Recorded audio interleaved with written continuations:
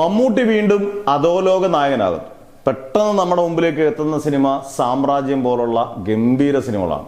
എന്നാൽ അതുപോലെ തന്നെ മമ്മൂട്ടി അധോലോക നായകന്റെ പരിവേഷമായിട്ട് ഗംഭീര ടൈറ്റിലുമായിട്ടുള്ള ഗാങ്സ്റ്റർ നമ്മുടെ മുഖത്ത് പെട്ടെന്ന് മുന്നിൽ വരുന്നു. അത് ഈ പറഞ്ഞ പോലെ വമ്പൻ പരാജയമായ ചിത്രമാണ്.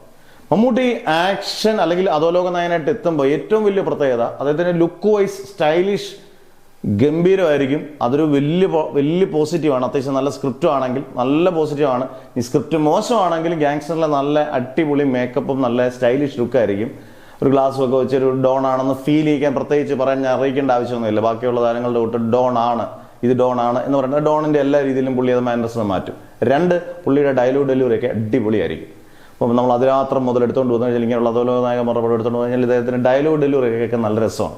ഈ വട്ടം പക്ഷെ ഒന്നിക്കുന്നത് അടിപൊളി ഒരു ടീമുമായിട്ടാണ്. അതാണ് നമ്മളെ കോരിത്തെരിപ്പിക്കുന്നത്. വേറെ ഒന്നുമല്ല, മമ്മൂട്ടി കമ്പനി അല്ല ഇതൊരു ഡിസ്ട്രിബ്യൂഷൻ. കാരണം ഒരു ബിഗ് ബഡ്ജറ്റ് പടമാണ്, നല്ല ബിഗ് ബഡ്ജറ്റ് പടമാണ്. ഇത് ക്യൂബ്സ് എന്റർടൈൻമെന്റ് ആണ്. ഷാരിഖ് മുഹമ്മദ് ആണ് ഇതിന്റെ നിർമ്മാതാവ്. മാർക്കോ സൂപ്പർ ഡ്യൂപ്പർ ഹിറ്റായി. അദ്ദേഹം പ്രതീക്ഷിച്ചതിനെക്കാട്ടിൽ കൂടുതൽ ബമ്പർ ഹിറ്റായി.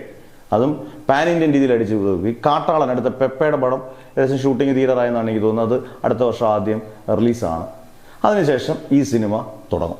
മമ്മൂട്ടി ആണെങ്കിൽ പേട്രിയോട്ടിന് ശേഷം അടൂർ ഗോപാലകൃഷ്ണൻ്റെ ചിത്രവും അതുപോലെ തന്നെ നിതീഷ് സഹദേവന്റെ ചിത്രവും രഞ്ജിത്തിന്റെ ചിത്രങ്ങൾ, രഞ്ജിത്തിന്റെ അത് ഗസ്റ്റ് റോളൊക്കെ കഴിഞ്ഞിട്ട് മമ്മൂട്ടി ഇതിനകത്ത് വരും. എന്നിട്ട് അടുത്ത വർഷം റിലീസ് പ്രതീക്ഷിക്കാവുന്ന ചിത്രം തന്നെയാണ് ഖാലിദ് റഹ്മാൻ മമ്മൂട്ടി ചിത്രം. നസിൽ പ്രധാന കഥാപാത്രം അവതരിപ്പിക്കുന്നുണ്ട്, ലുക്മാൻ പ്രധാന കഥാപാത്രം അവതരിപ്പിക്കുന്നുണ്ട്. ടെക്നിക്കൽ ക്രൂസ് അടിപൊളി ടെക്നിക്കൽ ക്രൂസ് ആണ്. നല്ല പൈസ എറിഞ്ഞൊരു പടമാണ്. ഇങ്ങനെയുള്ള സിനിമകൾ മമ്മൂട്ടിക്ക് വരുന്നത് മമ്മൂട്ടിയുടെ എന്റർടൈൻമെന്റ് വാല്യൂ കുറച്ചുകൂടെ കൂട്ടാൻ അടിപൊളിയായിരിക്കും.